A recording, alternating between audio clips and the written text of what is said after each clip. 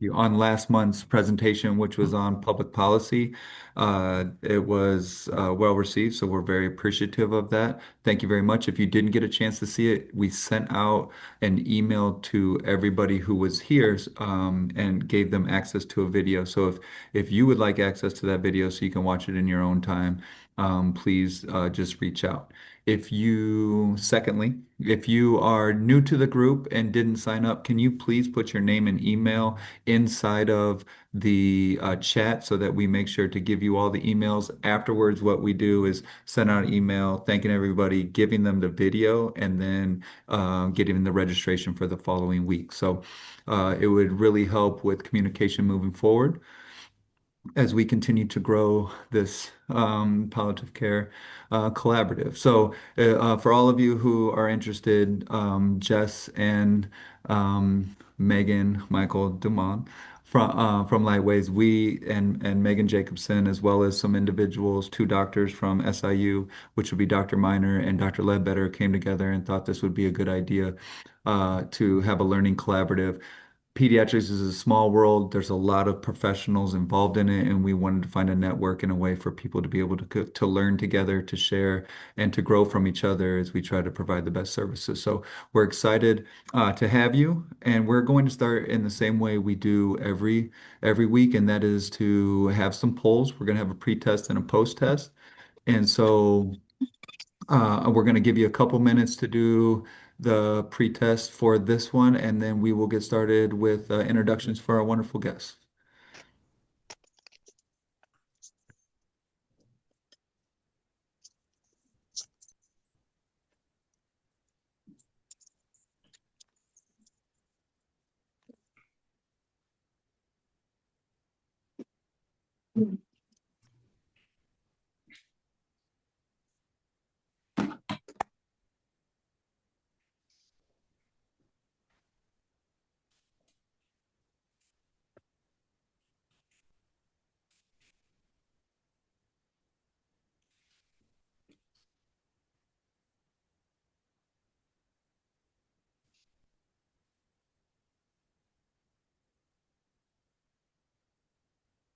Give it just a couple more minutes for everybody to finish.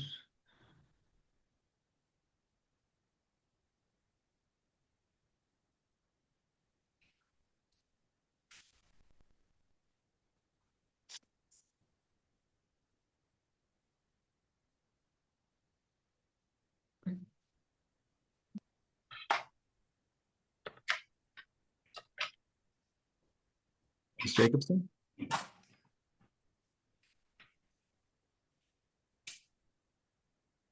Have the distinct honor of introducing our two speakers today. We're very fortunate to have Jess Embry and Mikal-DeMont here. Jess Embry, APRN-FPA is a family nurse practitioner specializing in pediatric palliative care at OSF Children's Hospital of Illinois in Peoria.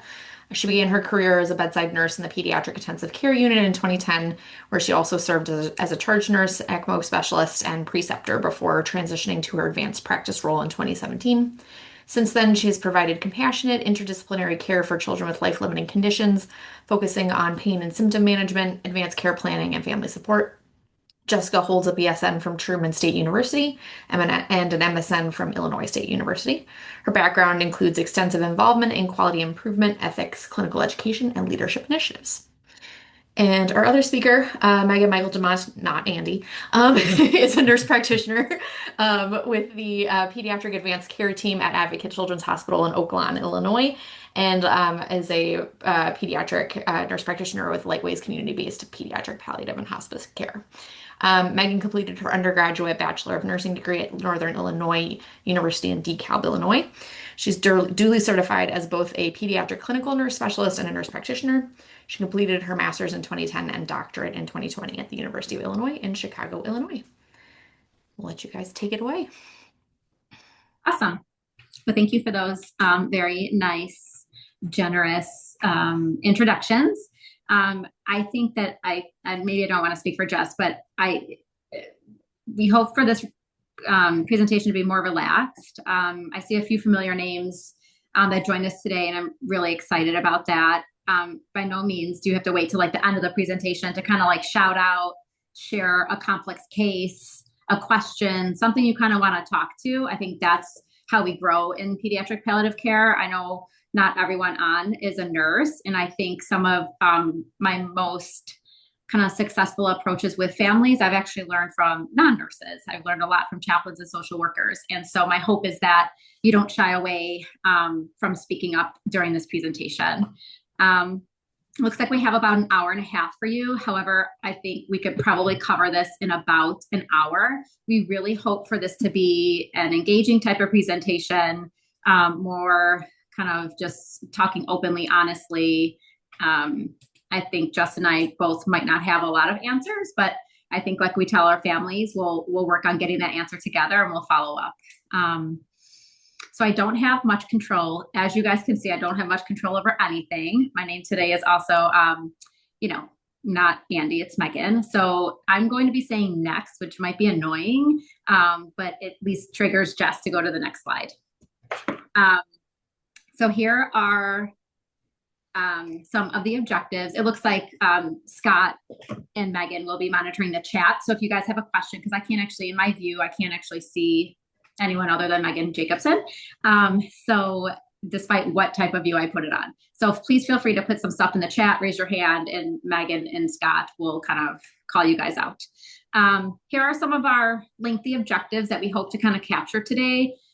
Rome was not built in a day, and neither is the palliative world. If you guys had the opportunity to be on the great talk last month with Scott and some members from the state regarding concurrent care and kind of like the legislation climate, you'll know that things are always changing, and it's pretty similar at the bedside as well. But here are some basic principles that we hope to kind of capture with you: future directions of peds palliative care. What does it look like to have a patient go inpatient and back home, or home and back to the hospital? We're somewhat living in this gray area across the nation of where does palliative care intersect with children with ongoing medical complexities whose families might not have palliative type of goals or hospice type of goals. That was actually a really hot topic at the recent AHPM, which is like the National Palliative and Hospice Conference. No one knows how to do it. I think the hope would be like everyone wants to do it, but as you know, like sustainability of programs, staffing, financial things don't make that always happen. And so many inpatient and community-based palliative care programs are faced kind of at this turning point where they have to potentially, kind of tighten up their eligibility to be in the program, which doesn't really feel great to many of us that love doing this work. We want to talk about ways to introduce palliative and hospice to patients and families, and we'll give you some like real life examples, language to use. I think that's a big takeaway. People are like, what should I say to a family about palliative or hospice care and not scare them away? And so our hope is to give you some of those as well. We will review the Illinois post form and touch a little bit on end of life. I think we all know like each of these objectives can probably be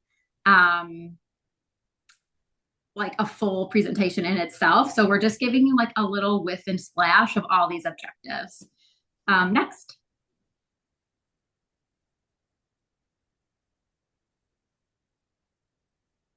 Hold on.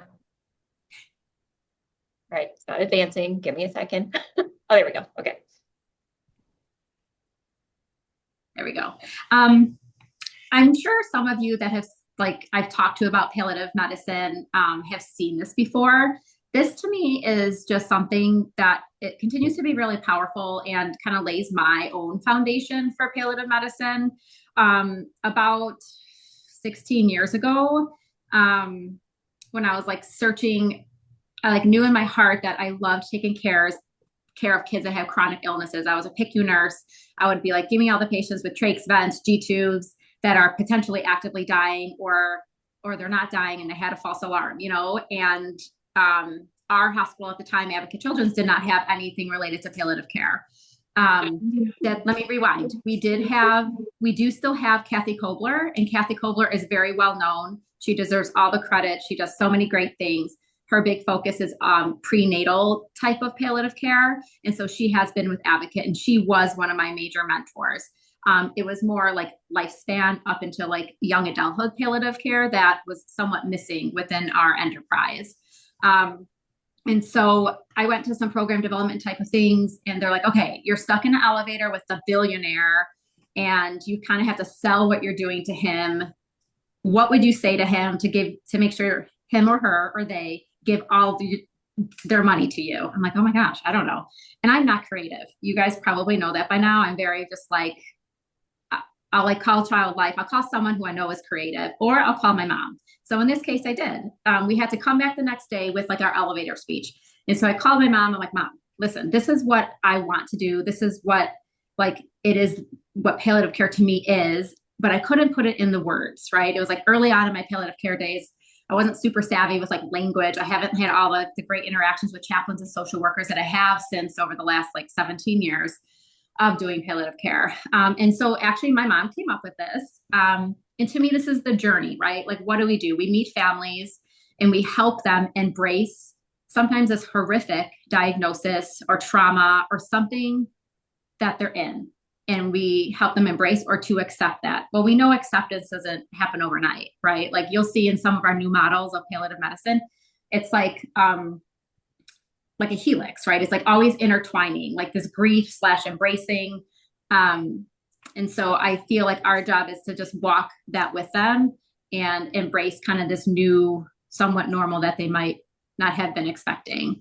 Our job is to empower them, right? Like I always say, I want families to be able to feel empowered, to give their kids what they can to help them through a hard time, right? And in the nursing field, that's our job, to assess, to hook them up with things, to have a care plan, because we can't be with them every 24 hours.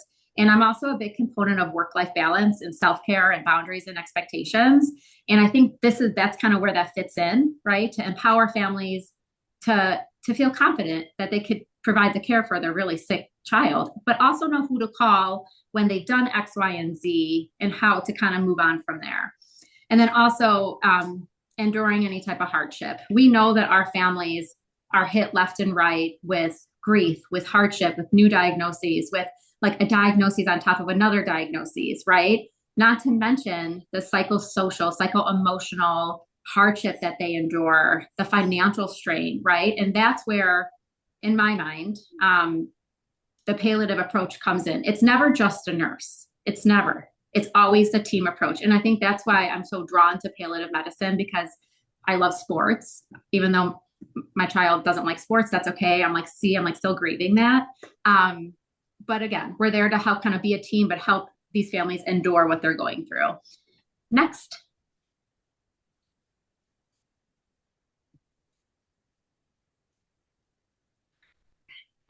So like everything in the world, I feel like we have to have a definition. The WHO is kind of like the gold standard of people that define palliative care. This is kind of a general a kind of approach to what palliative care is. There's some things that stick out to me. It's quality of life, but we all know like what I say quality of life is not what Jess might think is quality of life, or Scott or Meggan or Sheila, right? Like that's our job, to figure out what's important to families. And that is what palliative care is. The thing that I don't see in this definition that always kind of, I want to like redo it, is the word relationship. Like I think to do palliative medicine and care correctly and right and effective, you need to get to know these families, right? Not cross boundaries, right? You need to chip away and build that trust with families. And you do that by building a relationship. So when the going gets tough, you don't come in at the 11th hour and introduce yourself, right? You've known this family through this journey. So then that allows you to do the things that palliative care in this definition say, right? To do physical, psychosocial, emotional, and spiritual support. To me, you can't do all of those super great unless you have a trusting relationship with the family and or patient and or the community. Like we all know family isn't just a mom and a dad. It could be a church. It could be us. It could be a big community. And our job is to kind of build that trust amongst who they call community. Next. When is palliative care appropriate? These are very like, I want to say they're like black and white. However, they're also like really gray, right?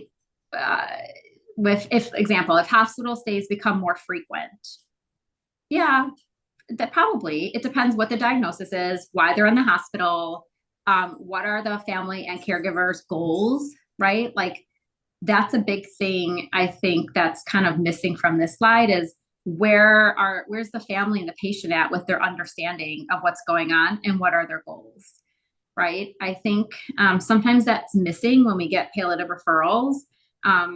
Sometimes families just aren't really on board with like the palliative and or hospice approach yet, right? I think that's a big word, like yet. And that's okay. It will be there when they are ready. Because there are some families that are wanting that. And so to me, these are also triggers. It might cause you to stop and pause and have a conversation with the primary team about some of these points to talk about if palliative care on the inpatient and or home-based would be appropriate. I won't read them all, but they're from the AAP. I think you probably have seen some of these before. Next. So why do we need palliative care? I wish like this is the part where I could see everyone, but you guys could raise your hand or put it in the chat. It's like a mini test, but you don't get docked points, but you get added points even if you volunteer. Okay, so why do we need palliative care? Like what happened in the 1800s? You could also just shout it out. Like where were people?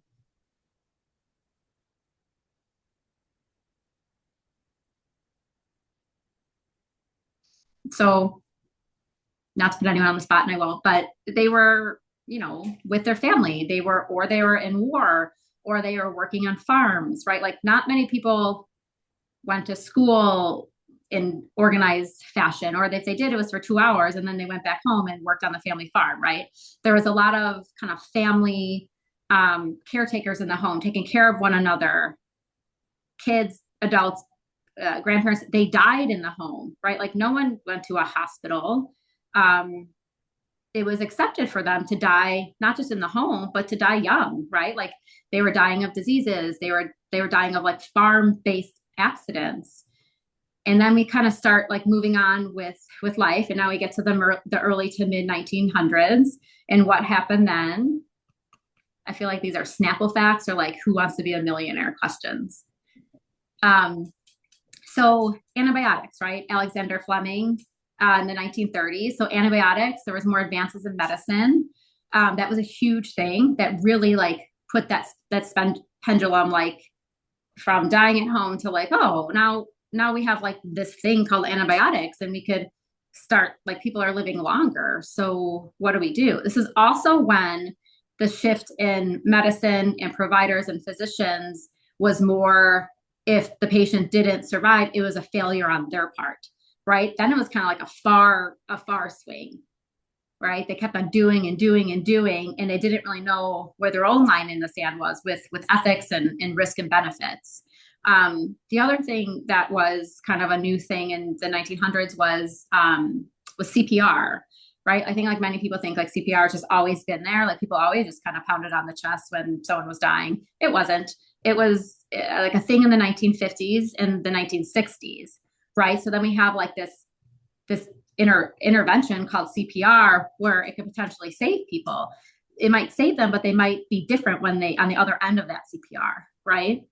And so similar with pediatrics, caregivers, their mindset, their role, at least early on, is to help prevent. It's to help treat their kids. It's to keep them out of harm's way, right? And so many families are choosing interventions. They're choosing medical technology because it's there and is being offered to them, right? So the pendulum continues to kind of swing and swing and swing.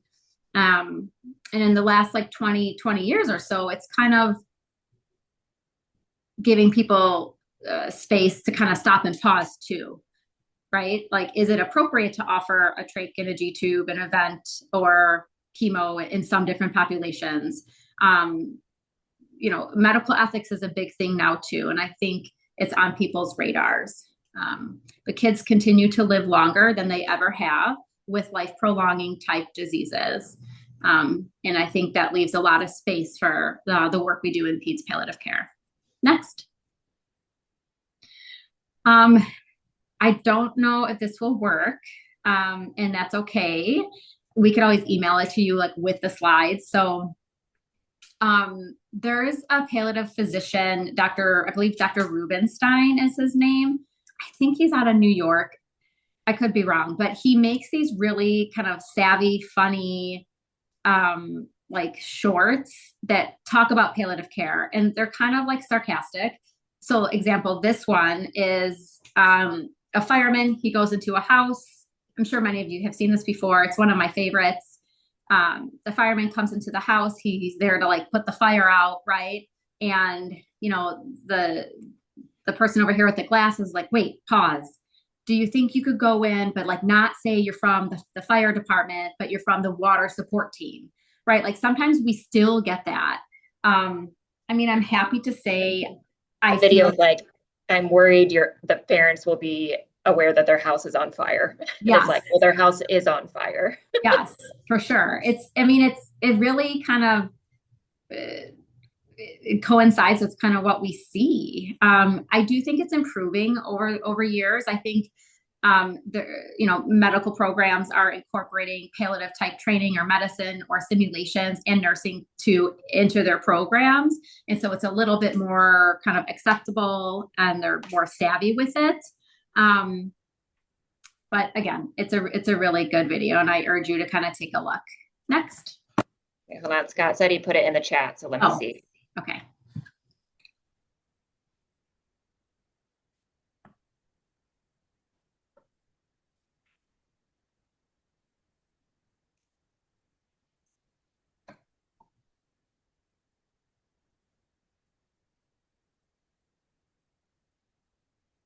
I don't know if it's going to work.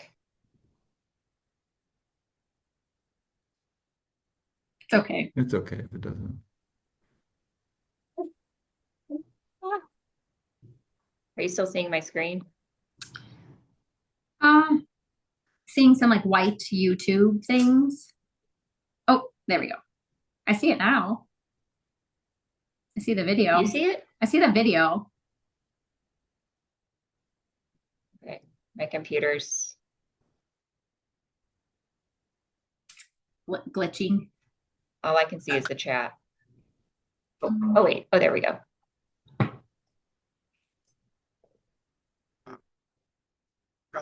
This house is on fire. How can we be helpful? Well, the house is on fire, but I'm worried if you go in there, it might send the wrong message. Wait, what? I'm with the fire department. Yes, I know.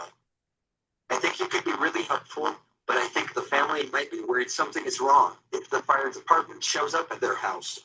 But something is wrong. Their house is on fire. Do you think there's any way you could talk to them, but not use the word fire? What? I just think if the family hears the word fire, they might lose hope. But I am with the fire department, and I am here to help this family with their fire. Right, totally. I think you could be really helpful, but I'm just not sure this family is in a place where they're ready to meet the fire department right now. Can we call you the water support team?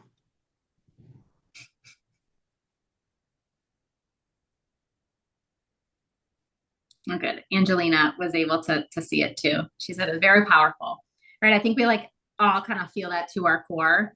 I think this also comes back to like when you do this work, having a team to lean on to kind of talk through some of these things.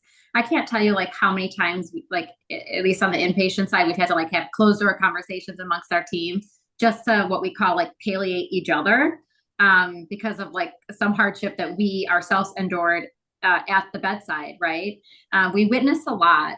If it's not with like our staff and our referring teams, we witness a lot of suffering. And that could be tough on you. So I always encourage people that do this work to find a friend, find a therapist, find some type of outlet.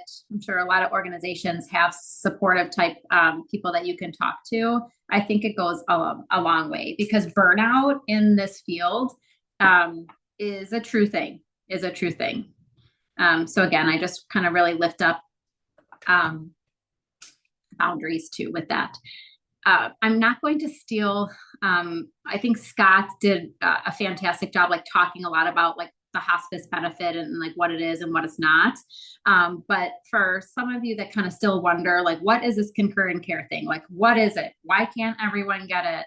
I don't get it. I'm right there with you. Being on the inpatient side for so long, coming to the home base, it's very interesting, and I'm still learning a ton about insurance and how it actually works.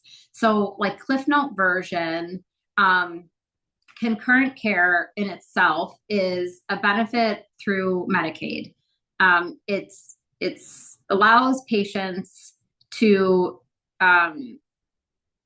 not have to forego treatment, though they're faced with a potentially life-limiting illness that, that a doctor could say the patient might not be here in 6 months. So they're allowed to kind of get this treatment while they're also accessing their hospice benefit. And so they're getting the nurse every 2 weeks. They're getting, all the great things that come with that: child life, chaplaincy, social worker, music therapy, massage, depending on obviously which home-based agency you use.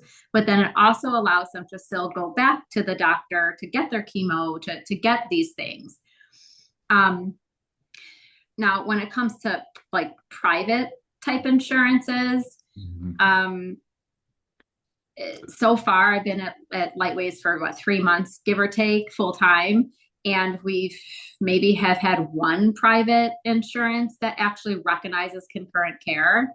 And so with that being said, these families are staying in the palliative program and not going to the hospice program yet, because then they would have to stop their treatment focused care, which is unfortunate, because concurrent care was really started because kids don't follow that same trajectory as adults do. It's the prognostication in kids is very challenging, and theirs isn't like they start up here and like go right down. In some cases, do they? Sure, but it's usually from an event, a plug, or something, right?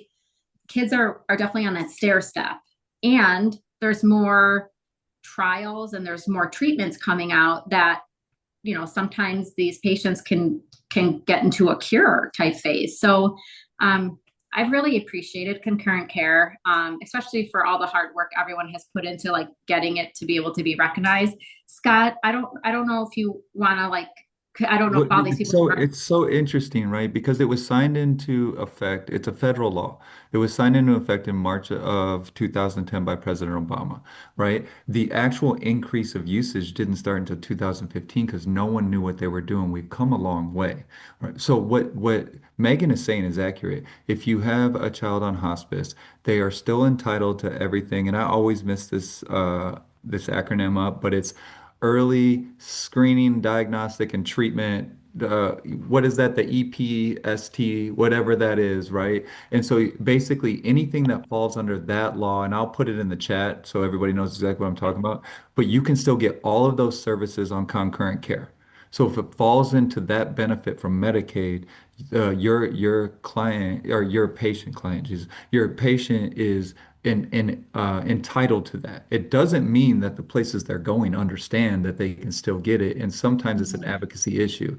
What Megan's also saying is that's a benefit for individuals on CHIP and on Medicaid, and those two programs. So MCOs oftentimes will say it's not part of their, or private insurance will say it's not part of their benefit package, right? So they don't get it. And so it's a constant fight. There's a lot of advocacy around it, but it is what Megan's saying about the lack of prognostication tools inside of pediatrics, the fact that their organs are younger and they're more resilient. It's impossible to choose to tell how long it'll last. Plus the part that Megan's talking about with, and I'm sorry to jump in so long. No, I'm grateful you did. Thank you. The part that is so hard for families is when you talk about hospice, you're giving up on hope. They have the adult idea of what hospice is. So they're like, and so it's a lot of education, but taking away a parent's hope I just don't know how we can do that, right? So to be able to utilize this benefit, to understand that they still get hope. We're going to, they still keep their hope, but they're getting the benefit of it. Now, the reverse of that is different. People misusing it and people who aren't ready for it trying to get on it. Now we're at a different thing. So I think we have a lot of work to do, but the benefit in itself is absolutely incredible. And at this point, our education is not only for providers. The Chicagoland's a little different. We have Lightways, they do a pediatric program. Some of these areas in the rest of the state are having adult providers come down. And so we need a lot of education on concurrent care. So I'm so grateful that you're talking about it. Yeah, thanks. I feel like Scott's the go-to. Like because I'm very clinical, I'm not gonna lie. Like I love being with patients and families. Some of the behind the scenes, like the concurrent care, the insurance things, I'm not super savvy on it, but it's interesting, and I owe it to our patients and families to be educated on it. And I also want to continue to advocate, like Scott said, and work with legislators to help them better understand this whole big population that needs these services. But you also need people to be able to do the work, right? So it's like a sustainability in a supply and demand type thing as well. The thing that we're kind of coming across to more lately in home-based is these patients that are continuing to live very long on medical technology that are now turning 22, right? And so the concurrent care, it's only good until they're 21. And so we're kind of at this crossroads with some of our families and patients where they have to either come back to our Peds palliative, right? Because their goals, some of their goals, like some of these patients don't have pulse forms, and they're in their eligibility status. It's kind of in the gray, right? Because families want to continue to pursue things. And so it kind of makes you question, well, is hospice at this point even appropriate or eligible for them to stay on? I'm really trying to get better with like appropriate versus eligible, right? Because when families sign on the dotted line for hospice, it's an eligibility type of thing, right? And they have to be willing to kind of go along with the hospice philosophy.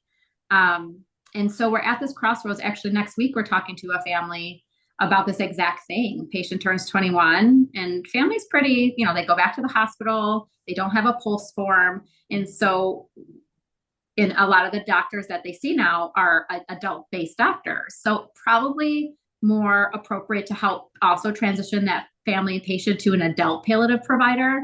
But we all know it's very different, right? Like many adult palliative programs, it's a nurse practitioner and a social worker. They don't always get the child life. They don't get massage and OT and even PT, right? And so these families are yet again faced with that like grief wall that like they have to make another decision. So Meggan, we have a comment from Maureen who says that her main concern with concurrent care for families with commercial care is they will lose their private duty yes, great insurance. point. And so the law around concurrent care is that you can have that with other home and community-based services. So you can keep a private duty nurse and simultaneously have hospice under a concurrent care benefit. Yep. The question that you have is really up. Lightways historically has worked this out with some of those saying that the nursing, and Sheila or Jessica may be able to speak to this as well. They've been able to work it out to where the hospice nurses go in, they have to do it every 15 days. So they usually do it within 10 to 14. And so it's just identified as different under the Medicaid. And it's just making sure that your billing department knows that if you're talking through, private insurance, so that you can differentiate what those are and let them know that medically fragile and technically dependent private duty nurse is still necessary on a whatever hourly basis they have. It's the hospice nurses are coming in for pain and symptom management and disease progression. Yeah. I think those are all really, really great points. And it's a lot of behind the scenes, like you said, it's a lot of going back to for the private more insurances, right? That have the private, that have like skilled nursing in the home. A lot of the skilled nursing agencies are nervous they're not going to be paid, or they're a little bit confused on like, why is the patient hospice, right? And so there's a lot of education, a lot of partnership So yeah, I appreciate all the feedback. I think Sheila, I saw a little comment from Sheila, but I couldn't read it all. She just says adult palliative care providers aren't knowledgeable about pediatric diagnoses. Yeah, 100%, 100%. I agree. And that's why, in Illinois, we don't do it very often, but at this conference I just went to at CHOP, so when you think of CHOP, you think of, oh my gosh, yeah, so many resources. They're like loaded in the community. They're not. So they actually don't have their own home-based pediatric care team. They have 2 inpatient peds palliative teams and 1 outpatient team that sees patients in a clinic. So the rest of their patients in their community that are kind of go between Philly and like New Jersey, they partner with adult-based palliative and hospice programs, but they have like a slew of nurses that are comfortable taking peds, and some of the nurse practitioners and the physicians from the inpatient CHOP team will help them cover and manage some of those pediatric patients to help those adult groups feel comfortable, right? So a lot of places are doing it. And, I'm hoping in time the state of Illinois could kind of get more on board with that, because there's so many patients outside of like the 11 counties that Lightways serves that really need help. So Meggan, this isn't unbelievable because we've actually sent this training option to all adult providers. Because so if you're interested and you're actually taking cases, because Jess and her team are down there and they have kids. It may not be on the same scale as Chicago, but it is kids. And there are places, SIU Hospice sees patients, Blessings and Quincy will see places, Carl will see individuals. So it's slowly growing, and I think we have a lot of movement. It's quite beautiful, actually. That's awesome. That's really good to hear. It like hurts my heart thinking that there's peds patients out there that can't get everything that goes with a palliative and a hospice team in their home, so that's good to hear. I appreciate that feedback. Next. So this is just, I think, the growth of kind of palliative medicine. You could kind of see it. Old school is on the top, right? It's very black and white. Like you go, all out, cure, do all the things, do all the surgeries. And then when things aren't working anymore, then you could come in palliative care team, right? You could come in at like the most horrific time when things haven't worked. And now you could kind of rapid fire build a relationship, right? And so you could kind of see over the years how it's grown. I really appreciate the intertwining of the continual bereavement.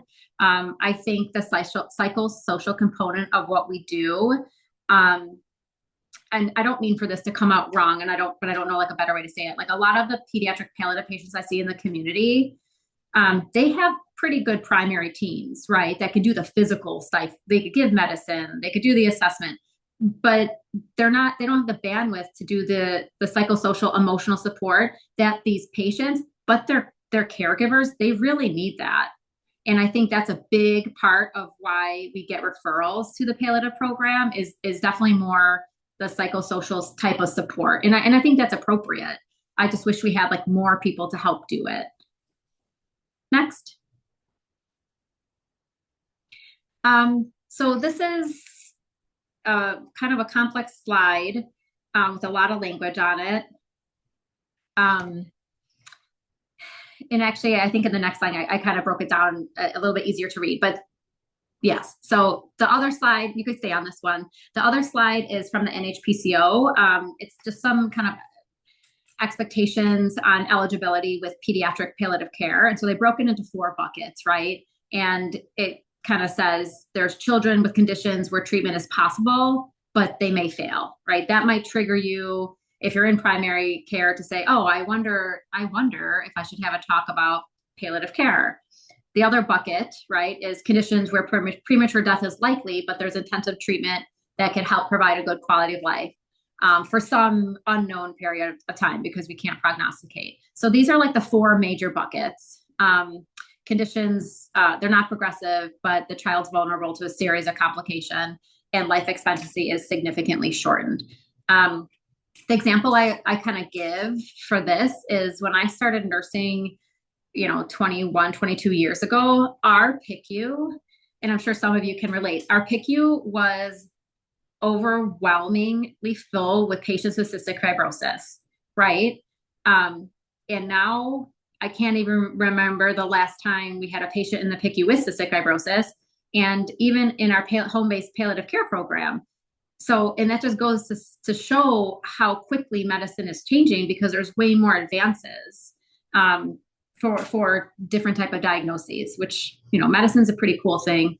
It's a gift and a curse, sometimes people say, right? But I think ultimately it is a gift. Next. Again, these are just kind of some more triggers. And we'll get more into like the language of some of this. But, you know, when we get a referral in the community or a consult on the inpatient side, we typically talk, as far as like workflow, we talk to the primary team and learn about what their hopes are on putting the palliative care referral in, right? And we get more information from them. We learn about the language that they've used with some of the families.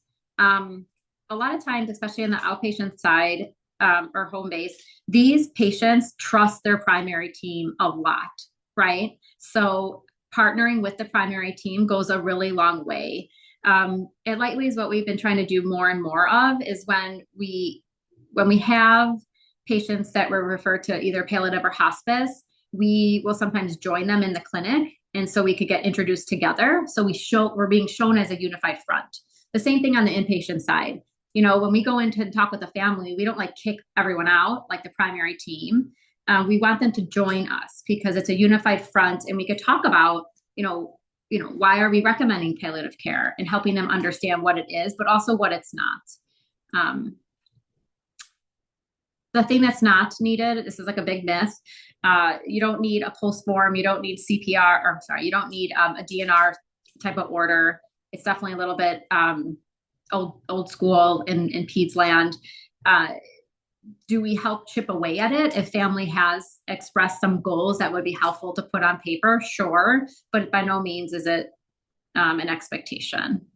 But some like diagnoses, when you think of palliative care, think of some of the trisomies, right? Trisomy 13, 15, 18, your single ventricle cardiac patients, you know, your pulmonary arterias, your hypoplastic left hearts, your grade 3, grade 4 type of brain tumors, your neurologically, you know, impaired or impaired children that have different ways of communicating and might need more medical technology.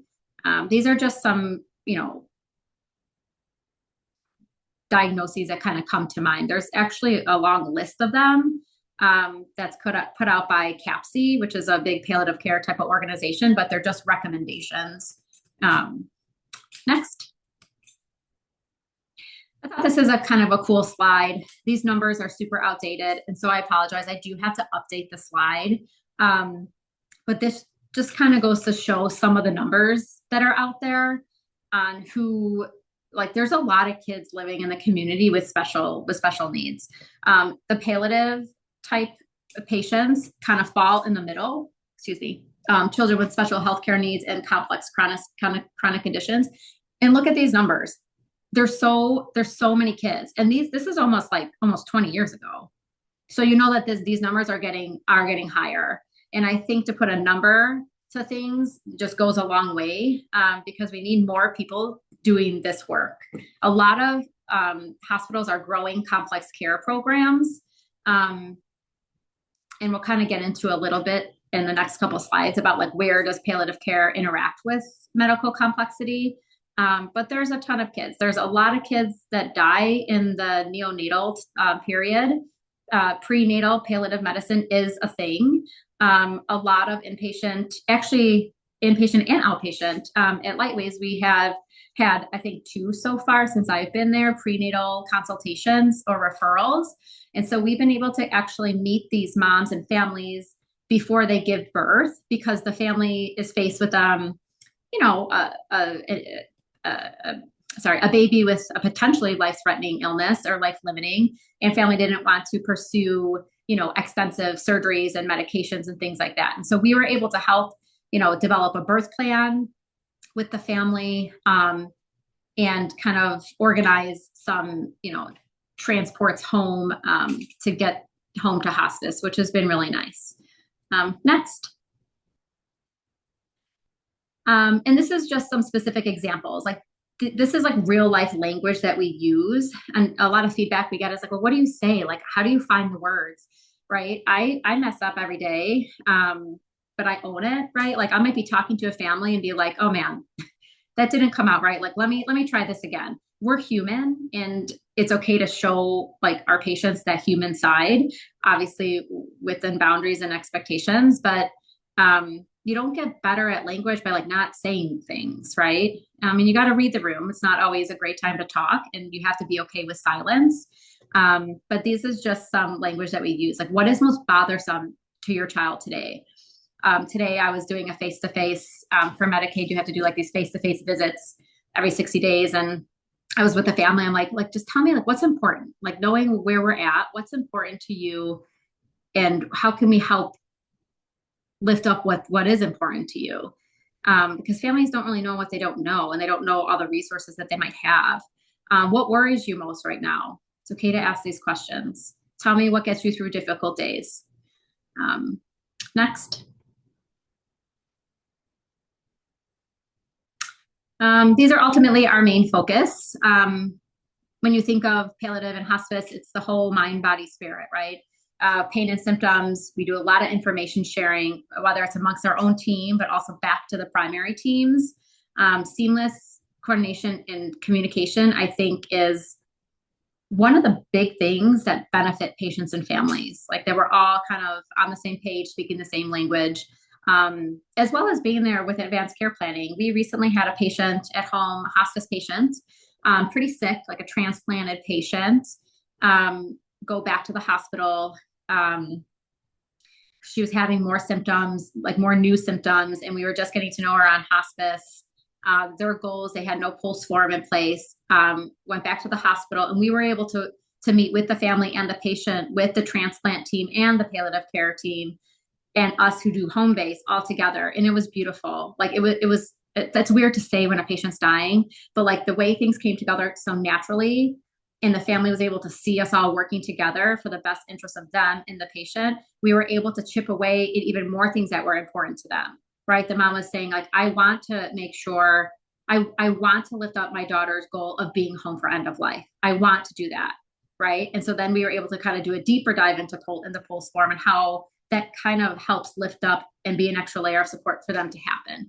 And so, again, these things take time, but it is a main focus of what we do. Next. I'm going to kind of skip some of this because we kind of touched on this already. If you guys want to go back and refer to some of this, it's right here, or email Scott. Don't email me. And he could help kind of direct you with some more of this. Next. Again, this is just another nifty slide that kind of goes into a timeline of it. We don't have to spend too much time on this. Just know that we could always use more people to advocate, to help to advocate at legislative levels, to help them understand. If you have a grateful family that really benefited from concurrent care, that would like to speak on it, like, man, I think like those are the stories that go the longest and have the most impact. So don't be afraid to like tell us, reach out to us, because we would like to partner with them to get their story heard. So again, this kind of breaks down like what is the difference between home-based pediatric palliative care and hospice. So like Scott said earlier, when you have a patient on hospice, there's more regulatory and compliance and like more eyes on that. Palliative care, not so much. Right? Like if an accrediting agency comes into Lightways, they're looking at like the hospice type charting and what we're doing and all of the things. So the nurse has to visit at least, every 14 days. Pain and symptom kind of assessments, the psychosocial component of things. So in the community, when we have a patient on palliative care, the provider component of that, like we take a step back, like as a nurse practitioner, like I in the community have my own 15 patients on palliative care because that's something I choose to do because I love clinical things, but I'm in their house more as like a nurse, and I'm not, giving recommendations. I'm not writing scripts for them. What I will do as a nurse is partner with them to communicate back to their primary team if they're having some new symptoms, because the primary teams for the peds palliative kids in the community are still writing all the scripts, are the main go-to for that type of things, those type of things. We can, in the community as a provider, act as a consultant, right? So we have a community-based pediatrician that's caring for a patient with trisomy 18, let's just say, and the patient has gut failure or, dysmotility, and they're like, I'm nervous, I don't know what to give, like, how can we help this patient have a bowel movement, but, be safe? Like, I could help partner with them and give them recommendations, but ultimately they're the ones writing the scripts. Now, when we go to the hospice component of things, the provider takes more of a front seat. We do more aggressive pain and symptom management. We tend to take over the pain and symptom management of that patient. For some, we don't, meaning we partner, especially with like brain tumor patients, right? Those teams are very involved with their patients and families, and we're not there to be like, move out of the way. We're there to say, we got your back. I might do a combined visit with the nurse, right? And talk to the family, look at the patient and report back to that provider on some of the things that we're seeing. And I think that's also just how you build relationships with the hospital-based teams, but also obviously the family. But there are a ton of patients. Like on Lightways, we have about 25 to 26 hospice patients and about 94 palliative patients. So we're pretty busy. So I think that is the real big difference in what we provide in the home. And typically caregivers' goals for hospice are a little bit more like, we want to stay home as long as we can. I want to reverse things in the home as much as I can. I don't want to rush to the hospital. Palliative is a little bit different. Like those families, sometimes they still call 911. They want to go to, the hospital for a lot of different things. We're also not first call for them, right? So for the palliative, at home base, we have a 24-hour triage line, and the families in the palliative group, they usually call their pediatrician first. They don't necessarily call us first. But in the hospice realm of things, they'll call Lightways first before they might call their primary team. And we'll kind of act as that bridge if, we partner, if it's a brain tumor patient, let's just say. Next. Sorry, I'm sitting in my office and like kind of getting sunburned over here. So again, where we play a role with medically complex children, a lot of our kids that are in palliative are medically complex, right? This gray area is the group we're seeing with medical technology, right? With patients that are vent dependent, trach dependent, GJ tube dependent. There's definitely a place for palliative care. My biggest thing, and this is probably, I don't want to say just me, because especially coming from this conference, I was like, oh man, like everyone's kind of at a crossroads, because it's legit supply and demand. Like we can't take on every single patient that has a trach, that has a vent, that has a G tube, that has a J tube. Like we're not the medical home of these families, right? And I'm very grateful that a lot of children's hospitals in Illinois and across the nation are developing complex care team, because basically what that is it's a group of nurse practitioners and or physicians, nurses that they're like they're the pediatrician of those kids, right? And the medical home. Sometimes we get referrals from smaller places, and when I talk to the provider, it's more because they're not comfortable managing this patient at all, right? And so I have to kind of gently let them know, like, well, we are like, that's not our role. Like that's not our bandwidth. We don't have like a provider that could give vaccines, and like, it's just not our focus. But what I will do is give them, Advocate and or Lori's complex care numbers to get them hooked up, because I think that's also our role too. And again, those are for patients that families are, for the most place, full court press. They want everything done. Don't get me wrong, they could benefit from psychosocial type of things, but when you look at hierarchy of needs, like they need a pediatrician that's comfortable managing them, right? Who's going to manage the meds, the vaccines, all the things. So that's that. Next. I think we do, especially on the inpatient side, what I see a lot with medically complex kiddos, more so inpatient than the home-based, is they might put the inpatient palliative care team on consult to help navigate decision-making surrounding a trach and a G-tube, right? Like, what does it mean at that kind of crossroads of that patient's trajectory of illness, right? And so we'll kind of work through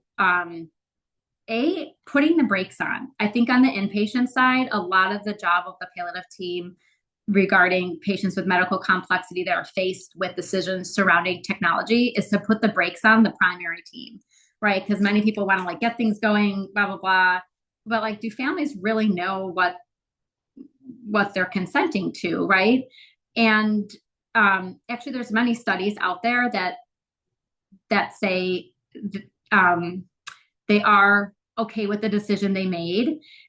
Many were not 100% set up to be like prepared with what it truly meant, like how their life would really change. But how do you share that with a family? Like, you could say, you know, someone has to be home with this patient 24 hours a day. How it affects the other kids. You have someone else in your home for a nurse from a skilled agency, but resources are low and many have to call off, and you're going to be doing all the job, you know, like it's hard to capture that. And so I think that's where the palliative care team comes in to make sure they truly understand what it is. They might meet another family with, you know, a trach and a G-tube or other medical complexities. They might meet with a trach specialist to help them truly understand what a trach is, all these things. So it's, at least that's how I've seen the inpatient team work a lot with these type of patients. Next. I don't think we have to keep talking about medical complexities. I mean, unless you guys have a lot of questions. I think this is a population that sometimes they get nervous when they hear palliative care. I think it could go either way. We have a ton of patients that like don't ever want to sign off of palliative care, even though their child is like super stable, they're going to school, they have a trach, they're bed dependent, and they're really hooked up in the community because they really appreciate having someone to talk to and the extra layer of support. But then we also have other families that kind of like, why are you here? Like, what do you do? You know? And so, and that's okay. I think we all get there at different times. Next. I talked a little bit about this, the teamwork approach. I think we all know it's not just a nurse, it's the whole team approach. And that's what makes palliative medicine pretty amazing. Next. I think I talked a little bit about this. This is very specific to Lightways. I probably should have put that on here. I can't speak for other home-based organizations, especially adult groups that are potentially taking on, you know, teenage type kids. I don't know what type of resources they have, but these are some of, you know, what Lightways had. We just hired a team manager. We just hired a medical director that will start this summer, which is exciting, really great people, and everyone else that kind of goes with that. Any questions about this? No? Next slide. And I'm going to turn it over to Miss Jess. Can you hear me okay? Okay, cool. So I'm going to talk a little bit about how us as palliative care providers really need to help advocate for our services. Kind of like Meggan said, there's a huge need and there's tons of children that can benefit from our services. But I think we find in our line of work that a lot of what we do is misunderstood and there's a lot of myths about what we do. And so we really need to be good advocates for ourselves too, and making sure that we get involved with patients at appropriate times and with appropriate patients. So Meggan already talked a lot about, you know, palliative care and what patients qualify for palliative care. But for us to be thinking about, you know, patients can be of any age, adult or kids. When should palliative care be involved? If there's a serious illness or a life-limiting illness involved.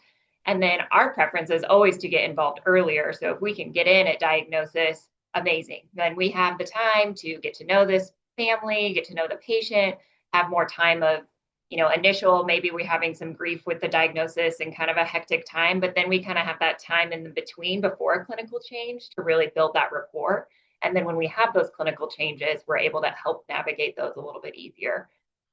Obviously, that doesn't always happen. And so sometimes we are getting involved at more of a clinical change, which, if that's when we get in the door, that's when we get in the door. That's great.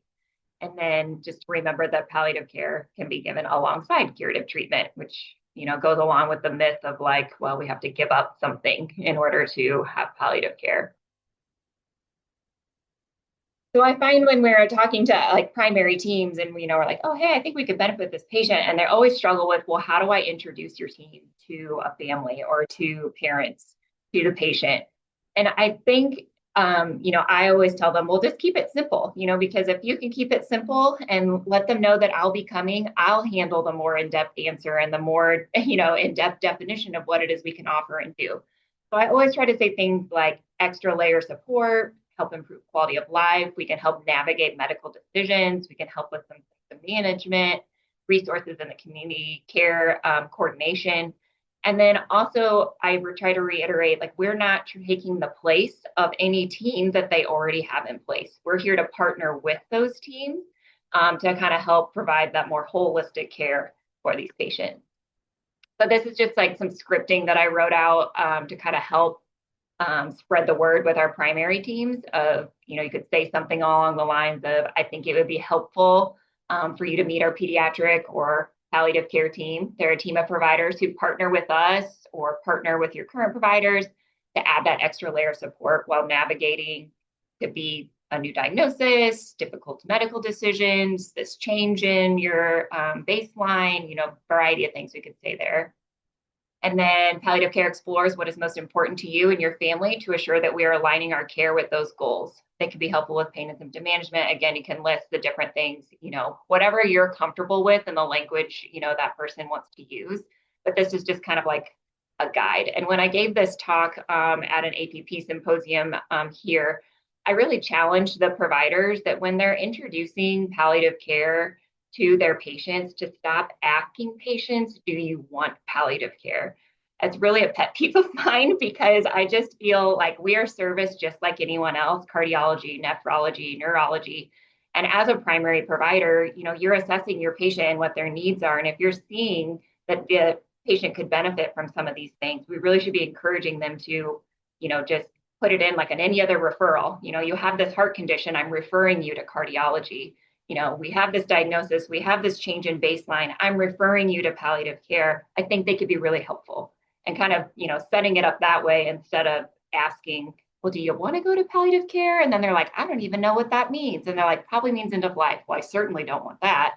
So again, trying to reframe some of this stuff and help our colleagues be more comfortable with talking about palliative care with their patients in order for us to access more patients. And then, so some of the things that I listed as, ways to talk about what it is that palliative care does. One thing being looking into quality of life. There's a wide range of definitions of quality of life in lots of different areas of that. And that's something that's very personalized. My definition may not be what Meggan's definition is or Scott's definition. And we may all kind of have, a different understanding of that. And so really important when we're kind of getting to the bottom is to ask lots of questions. And even when we ask, what is your definition of quality of life? And someone says something, to ask even more questions from there. Because I find myself sometimes will ask a question and they'll give me an answer and then I'm assuming I know what they mean, right? So I need to take that extra step of like, tell me more about that or tell me what that means so that we can really have a good understanding of what that quality of life definition is for that family and then how best to support them. I think a lot of times. Yeah. Sorry, I was also going to say, I think related to quality of life, many people form based on their own experiences. Like they might have past experiences with another child, with another family or something, and I, over the years I've seen like, once you kind of ask, like, tell me more about your past, like, have you had any more, like, just experiences related to anything similar? Like families tend to open up a little bit and it kind of makes sense with what they choose for their quality of life. Yeah, absolutely. And I think we see a lot of times among medical teams that a lot of times people put their own definitions of quality of life into the care that they're providing. And so really thinking to and being advocates for our patients of like, let's take a step back and look at this from, the family's perspective or from a different angle is really important too for our team and some of that advocacy role. Hey, Jess, can I say one more thing? Sorry. Absolutely. And this is more, I don't think we talked about when we made this PowerPoint, but I don't know at OSF, sometimes I feel like we palliate the staff, right? Like I feel like there's kind of tiffs amongst the staff because the staff is so mad at the family for choosing something, right? But I always have to bring it back, like, remember that we gave them the choice, right? Like we can't be mad at a family. We shouldn't be mad at anyone, right? Like check your own stuff at the door before you go to be in that space with the family. But we see that often, like, we see that too. And we talk about that a lot, like in our provider, like pre-meetings before family meetings, when we're talking about what are the options. And we're like, okay, but like, you're going to give this as an option. You can't be upset when the family chooses to proceed with the trach because we gave that as an option. Yeah. Or cardiac surgery. We see it a lot, like for kiddos on ECMO, right? They don't look super great. And then the surgeon who, was built to be a surgeon and like get creative with it, the different things will come in and offer something, and the family of course takes it, right? And the staff just feels so kind of like morally distressed about it. I feel like our role on the inpatient side and maybe outpatient side, I just haven't, amongst our team, we do a lot of kind of supporting each other, but I feel like we support many of the primary teams and just kind of be a listening ear and talk through kind of some of their feelings related to like what the family did choose and the other person that works with them that offered, PA bandings or something. So yeah, it's a lot of different layers. Yeah, totally. And this is just a little quote just to make sure that, we're actually listening to what our patients are saying and, listen more than you should be talking. Okay. So we talked a little bit about exploring quality of life and what that means, and then also a palliative team helping with medical decision-making, and that can involve several different aspects of care. One aspect would be potentially life-sustaining treatment. So that could be, things like organ transplant, dialysis, vasopressors, nutrition, antibiotics, insulin, all these different things. And so thinking through, given whatever that circumstance is, what's going on with that patient, is this something that we want to continue or that we would consider maybe not continuing and we feel like, that is creating more burdens for the patient.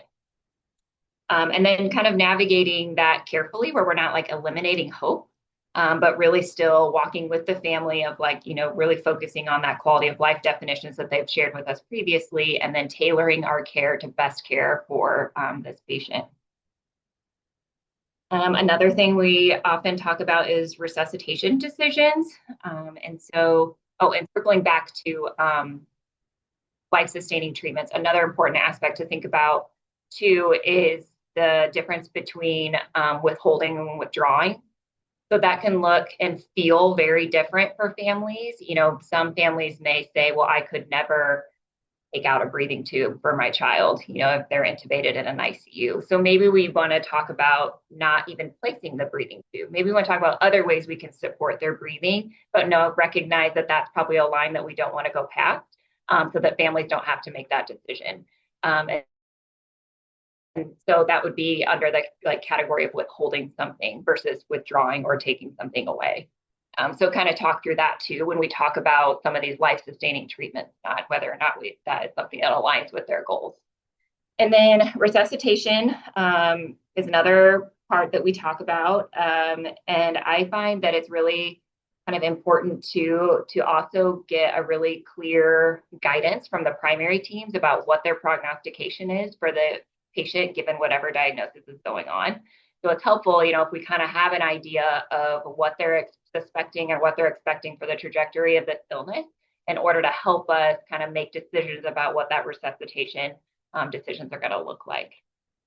And then going through all the different levels of what code status options are, from no CPR full treatment, no CPR select treatment, and so on, to just to decide what's the best for that patient. And then the earlier we can have these discussions, again, I think the better. And at most conversations with palliative care, if we're able to talk about these things at a time when it's not in crisis mode, we're able to kind of more thoroughly discuss that. Families are able to more thoroughly think through that. They have time to process that. And then that way we can make these decisions and kind of know then when we come into these circumstances, what the plan's going to be. Now, obviously, things can always change and evolve given the circumstance, and these are conversations that we have to revisit potentially multiple times throughout a patient's illness trajectory. But the more that we can kind of build that rapport and establish these things in the beginning, then the easier I think it is later on. And then another big decision point that we often will talk about too is artificial nutrition and hydration. And this, I think, particular area has a lot of ethical concerns that can be surrounding this sometimes. I think it's in our innate nature to feed our children, to feed the sick, to feed, we're all caregivers and want to like help people. And so it can feel really uncomfortable to not feed somebody. But I think we need to keep in mind that artificial nutrition and hydration is a medical intervention. And so if we are, feeding someone a regular feeding schedule through a G tube who's actively dying, we may actually be causing more harm and not really bringing comfort, because those feeds can cause discomfort. It can cause, infection. It can cause things like vomiting, more induced symptoms that we're trying to reduce at the end of life. And then there's other ways that we can help, with the sensation of hunger at end of life, or, feeding for comfort, such as, using swabs in the mouth or little taste, really good oral care, things like that to still care for the patient and still to help, I think, even caregivers feel like they are still doing something for their loved one is really important. So we're not saying, we can't put a little lollipop in, Tommy's tongue to let him taste it, or, things like that. But, putting in 500 cc's of artificial nutrition when our body is going through a natural, dying process can be actually harmful.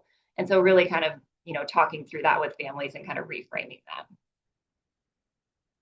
And then I think Meggan's going to talk about symptoms a little bit here in a minute. And so these advanced care planning discussions, like we said, are a voluntary process. Family, needs to be on board for having that. In pediatrics specifically, it gets a little interesting because, our patients are technically the child, but we are involving the parents or whoever the legal caregivers are for that particular family. And so we kind of have to have an extra layer of thinking about our actual patients and what their developmental level is. Are they capable of participating in some of these discussions? Do they want to participate in some of these discussions? What is the family structure like and what they're comfortable with talking about with their child or not? And so we have to kind of go above and beyond some of these conversations a little bit to kind of assess those things and see how we can both be supportive of our patients and our families. And then if our patients are over 18, then we start to think about, our healthcare power of attorneys. We need to start thinking about putting those things in place if they're not able to make if they're unable to make their own medical decisions.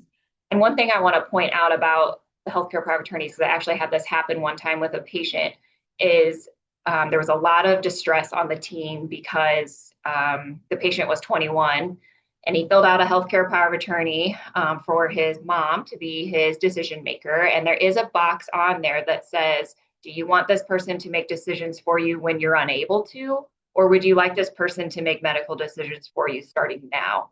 And he had marked the starting now and actually didn't want to be involved in any of his care discussions, any of his medical decisions. He was like, my parents know everything. They have my best interest in heart, like in mind. They're going to make my decision. And that caused a lot of staff distress. I felt like all of our HEMONC docs were like, no, we have to talk to him. We have to talk to him and tell him that, like, this is what's going on in this. And like, he does not want to be a part of that. Obviously, we can go in and ask, say, hey, we're going to talk about this today. You want to come out or you want to step in and, be involved? And he was just like, nope, I don't want to know. So just being cognizant of what our patients want. And even though if it might feel uncomfortable to us, it's important to honor their wishes and, respect what their decisions are. And this is just talking about advanced care planning, like at the time that we're doing it. So in the, primary era for T-Swift shout out, would be like during the time when, it's an outpatient visit, and during a time we just have time to talk about goals of care, code status, and a stable part of a disease or illness. And then tertiary would be more in an acute setting where we have an acute crisis or a baseline has changed or we're end of life things are happening.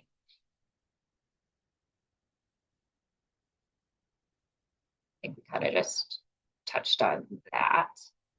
And again, this is just more scripting, which you guys will have the slides later that you can always go back and look at for just like how to start, some of these more difficult discussions and some language to use. And I really think a lot of this just takes practice. It's uncomfortable until you do it. And so you got to just do it to find what language works best for you and what you're comfortable with. So then quickly, I know we're running a little bit short on time here. I'm just going to touch real quick on the POLST form. So this is also considered like an out-of-hospital DNR. You may have heard that term used before. This is an actionable medical order. So once this is filled out, it's a medical order. All of these forms are standardized to be uniformed, and that's so our EMS providers can recognize them and be able to read them and know, what to do in those circumstances if they come across them in the community. And so this is what it looks like. We use these in pediatrics as well. It's the same form for peds as it is for adults. So it has the personal information at top. Section A is where you go over what their CPR preferences are to do CPR or to not.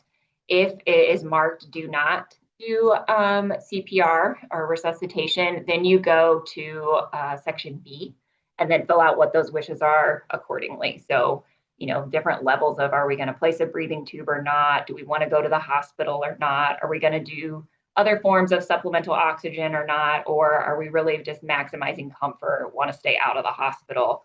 And so can go through that more in depth with families and then mark the appropriate box. And then Section D is just the documentation of the discussion, who was part of that, who signed it, and then the authorized practitioner signs at the bottom. The biggest change in this form most recently, there used to be required witness on there, but they took that off somewhat recently, I think within, last year or so. So we no longer need that. Another thing with the POLST form that I just recently learned myself is they can be electronically signed. So if you see one that is electronically signed, that is still valid. I tend to still think a little old school and I like a real signature, but it is valid if it's electronically signed. And then they're usually on hot pink paper. That's not required. That's not anything that has to be done, but it's just something that's commonly done. So they're easily identifiable and easy to find when needed.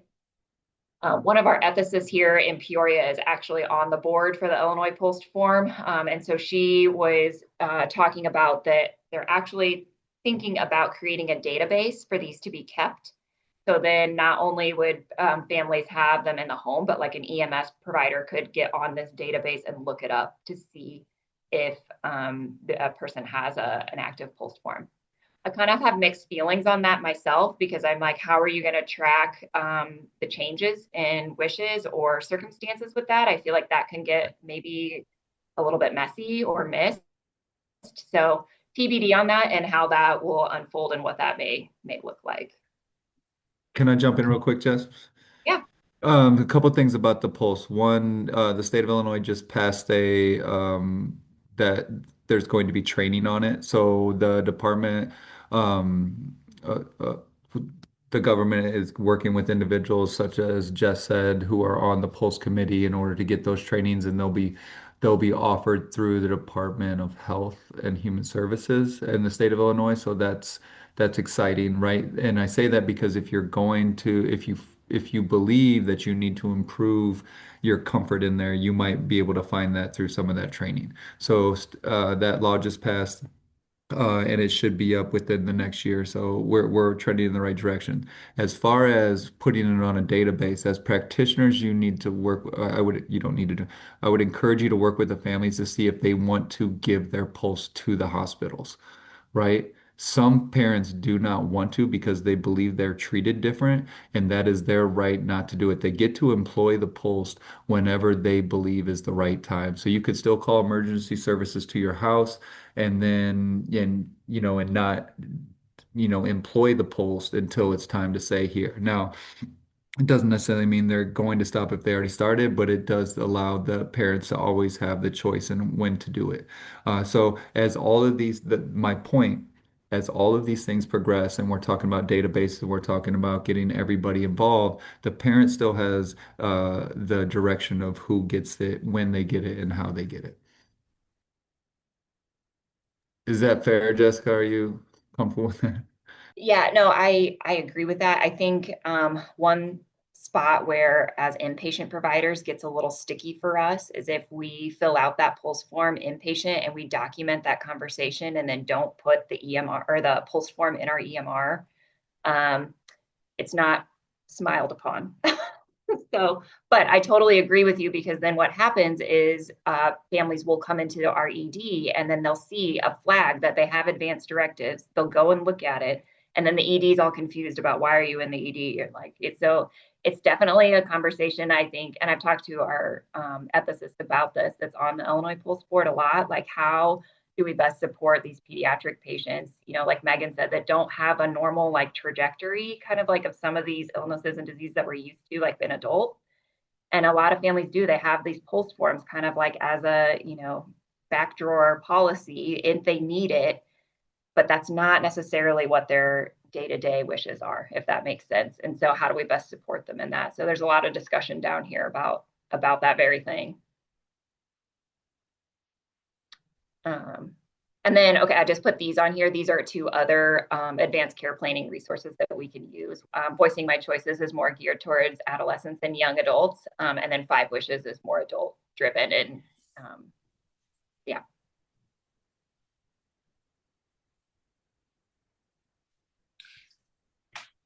I think is this me? This is me, right? Yeah. Yeah.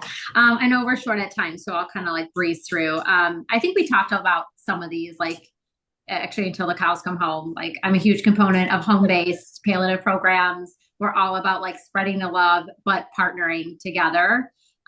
We've actually been invited to go into like schools here and there, or like talk with the school nurse and maybe some other providers or some other, caretakers in the school, just to help teach them. Like Jess said, some of these patients, they have a pulse form,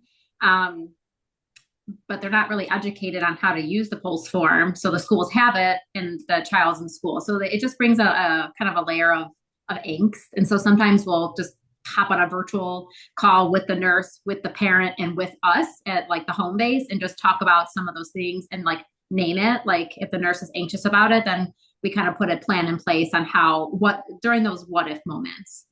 But these are other partnerships that we do as well. Can I jump in real quick, Megan? I'm sorry, Yeah. this whole thing's got me revved up. The state of Illinois, the ISB is what they call it, right? Illinois State Board of Education. Their bylaws say that they do not have to follow the pulse if it's in there. So it's up to the individual school to determine whether they're going to follow. Even if the parents give that school the pulse, it doesn't necessarily mean they're going to follow it.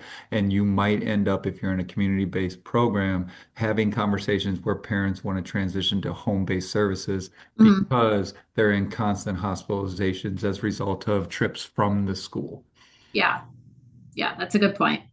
Yeah, it's we don't have too many kiddos with pulse in the school. I do know we have at least one. And actually one is trying to go back to school because exactly what you said, Scott, kept happening. So it's always changing. Next. So kind of transitioning to like the death and dying component, I do think this could also be like another huge presentation. I think these are where like true kind of case studies can come in to talk about whether it's signs and symptoms of death, how do you just be in that space with a family. I think the biggest thing, if I could take away, or if you can take away from the last section here, it's not necessarily about what to do if a patient has pain, or it's just knowing that waiting for families to wait and to witness, those are real things. What we do is we really do continual like anticipatory guidance, right? Like we talk about the sound they might make. We'll talk about how we're going to treat that. We try to name the symptoms so they're prepared for when those symptoms do come. But naturally, our goal in the home, as well as my hope and the inpatient side, is to minimize suffering. And for many families, that looks like an outside expression of suffering, like to witness pain. And so oftentimes we have good, like step 1, step 2, step 3. Sometimes we do have to do palliative sedation at the end of life when we have refractory type of symptoms. And that's, it is a thing, it is legal. The goal is to reduce suffering at end of life by instilling a state of unconsciousness, right?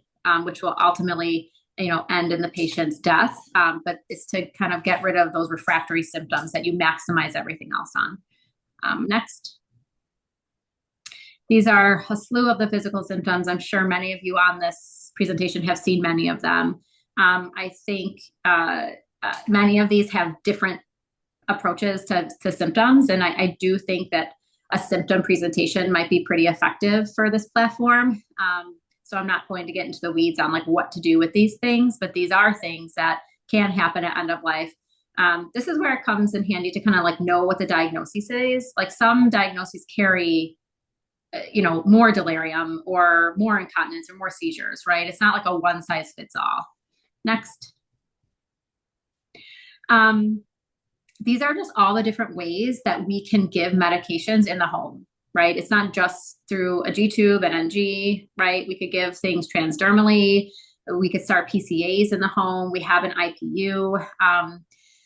The other thing we often do is many families in hospice that are nearing end of life, they want to be home for as long as possible, right? But they don't necessarily want their child to die in home. And that's okay, right? We're not here to force it, but what we are here is when that time comes and the symptoms are showing, we're here to partner with the family and the primary team back at the hospital to do an organized transport back so they could have some dignity at end of life where they don't go through the ED, right? And we've actually done that quite a few times in the last couple months. And it's actually been really beautiful. I know it sounds, again, weird when it comes to death, but it's been a really like nice partnership. And I'm grateful we're able to kind of offer that to families. Next. Again, this is like a whiff and a splash of kind of what we do, but I just kind of broke down some of the medications into the drug class. So you could kind of know what we use and kind of what's a little bit more on our formulary. We don't have like a lot of like sexy meds. We kind of have like the basics. So that kind of means we have to maybe change something that they were getting inpatient to the home because we're not able to access it. Next. Again, signs of death, waiting. You could keep going. At Lightways, I know Patrice is on, but we have a really great, robust bereavement program. We actually have a pre-bereavement program too that many of our pediatric families are using, and I'm really grateful for that. Our hospice model, I believe, is like 14 or 15 months post-death if the family chooses to be a part of that program. Rapid fire here at the end. So thanks again. We really appreciate this. It was really fun to partner with Jess. Obviously I'm like up here and she's kind of down there. So again, thanks for the opportunity. Here's our emails. If there's anything, comments, questions, feedback, we're always open to feedback as well. Thank you so much, Meggan and Jessica. I know we came up right to the wire. Scott is putting up the polls, the post test. If you have a minute just to stay on and, kind of finish that post test. If there's, obviously any questions or comments you want to reach out to Meggan and Jessica, their emails are there. So the survey as well, if you're looking for CEUs for today's presentation, there was 1.5 CEUs available. The survey is in the chat. Just feel free to fill that out and we'll make sure you get those. Thank you. Yeah. Is there any closing questions? Yeah, while we're here.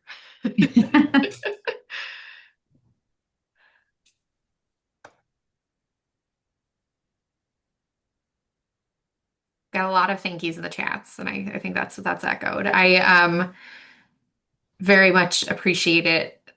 appreciated learning a little bit more. I'm a child life specialist by training, and so spent a lot of time in my career in the hospital, and spent, obviously a lot of time seeing these exact sorts of situations of how palliative care is presented to families, and sometimes it does not go well. And so it's I always go back to like remembering one family who said, palliative care, I know what they do, and kind of like they're coming in to like basically kill my child sort of thing. And it just, made me so sad to be kind of like, well, no, like this is, kind of providing that bridge and things. And they're a really wonderful resource and a great advocate. So, wishing that more people understood that. And it takes practitioners who are able to speak to it, I think, to change people's minds, right? Are you open for questions, Megan and Jess, if anybody has them? Yeah. All right. Please feel free to ask anything that of these two amazing ladies if you have them. Otherwise, thank you so much, and we hope to see you on the 16th of April. Bye, guys. Bye, guys. Good. Thank you. All right. Take care.